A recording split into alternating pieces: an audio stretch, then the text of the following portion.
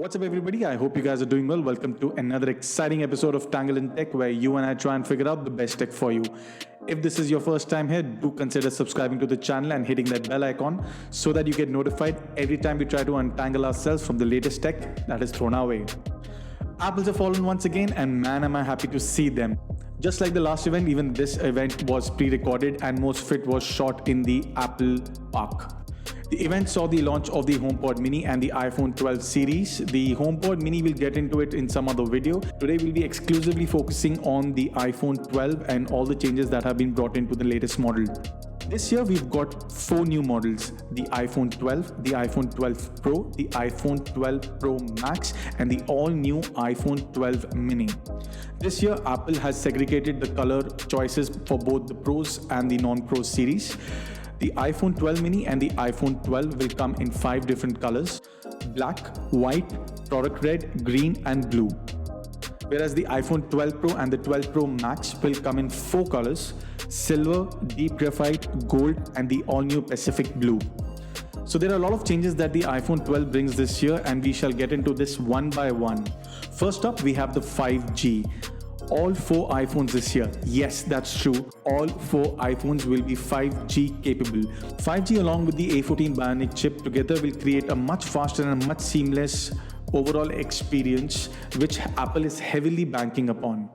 Sadly, 5G in India was supposed to get launched by 2020 end, but with everything that has been happening, it's likely to get pushed to about second half of 2021, and by then we should already start hearing about the next iPhone coming in. So 5G in iPhone 12 is not that big a deal in India. Next up, we have the new design.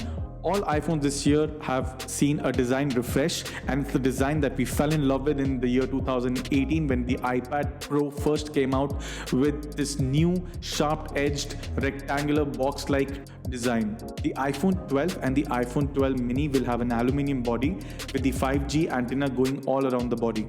The iPhone 12 and the iPhone 12 Pro Max will have stainless steel in the body and have a back glass, giving it that extra "I want that" factor. The iPhone 12, like the iPhone 11, will have a 6.1-inch screen, but because the iPhone 12 now has an OLED screen and smaller bezels, the overall volume of the phone will significantly shrink.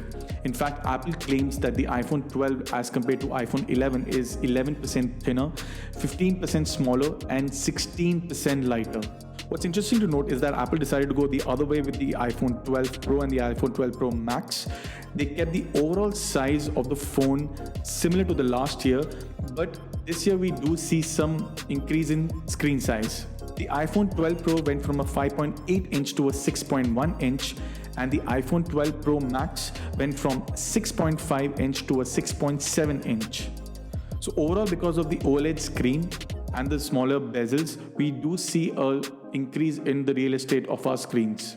Apple this year is adding another model to its lineup, the iPhone 12 mini. The iPhone 12 mini is going to have a 5.4-inch screen, but overall it's going to be smaller than our iPhone 8, which has a smaller screen because of the OLED screen and the smaller bezels.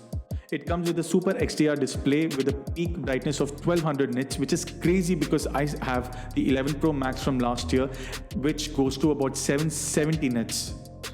Unlike what Apple usually does, iPhone 12 and iPhone 12 mini have the exact same features, so a user has option between 2 identical phones with same features, just different sizes.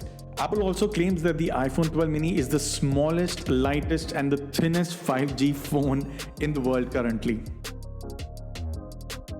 What was interesting this year with Apple was that Apple did not compare its Bionic Chip 14 to the last year, which it usually does just to show off as to how much improvement have they achieved from the last model. Instead, they decided to compare themselves with the current market and claim that it was up to 50% faster than any chip in the market. Next, we have the display. Overall, the display has seen some minor upgrades. Now this time we have twice as many colors and peak brightness reaching up to 1200 nits. Next, we have the ceramic shield. Apple this year was really excited about this one. Ceramic shield is nothing but an increase in the strength of your iPhone screens. But I guess it's kind of difficult to talk about an increase in strength when you're talking about glass in the same sentence, and hence the new name. Apple claims that the ceramic shield makes the screen 4 times stronger than the last time. which is quite a welcome change. Next up, camera upgrades. Now the iPhone this year has quite a few of camera upgrades, and let's get into it one by one. First, let's start with the iPhone 12 and the iPhone 12 mini. Now, both of these phones are going to have an ultra-wide lens having a field of vision of 120 degrees. The second lens, which is a wide lens, will have an increased low light performance.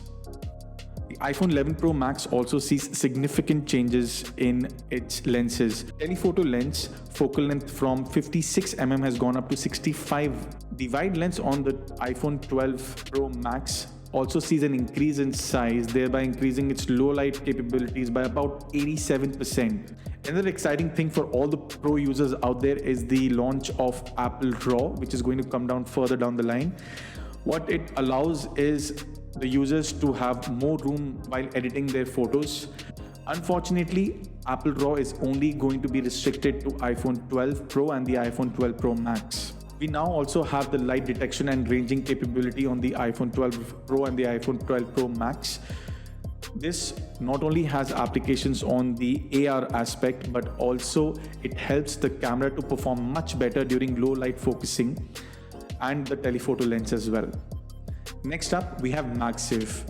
MagSafe is a very small but a very Apple-like upgrade. We have a few magnets in the iPhone now, which will allow a lot of accessories to just snap into place, giving us this feeling that everything just snaps together and works seamlessly. A very Apple-like thing to do. Next up, environmental initiatives. It was really nice to see that a company as big as Apple taking initiatives to reduce their carbon footprint, and I really hope other companies follow this as well. Apple claims that by 2030, from manufacturing to recycling, their carbon footprint is going to be zero. So now what Apple is going to start doing is stop putting chargers and earphones in your box, and overall your iPhone box size is going to shrink quite a bit. Personally, I'm okay with it. Over the years, I have collected a lot of chargers and earphones, and honestly, they just keep mounting. We will still have a USB-C to a lightning cable in the box. Lastly, we have pricing. The pricing for iPhone this year in India is going to be a topic of controversy. Let me explain. The iPhone 12 mini and the iPhone 12 see a 36% increase due to taxes. And the iPhone 12 Pro and the iPhone 12 Pro Max see almost a 60% increase due to taxes, which is huge. 60% in taxes. I mean, a lot of us this year are going to wonder whether it's worth upgrading from the 11 or the 11 Pro to the 12 by paying 60% more than what some of us are paying in the other part of the world. Overall, that's what iPhone 12 event this year had. I hope you guys enjoyed this video. In case you did, please don't forget to subscribe to the channel, hit that like button, stay safe, and I'll see you on the next one.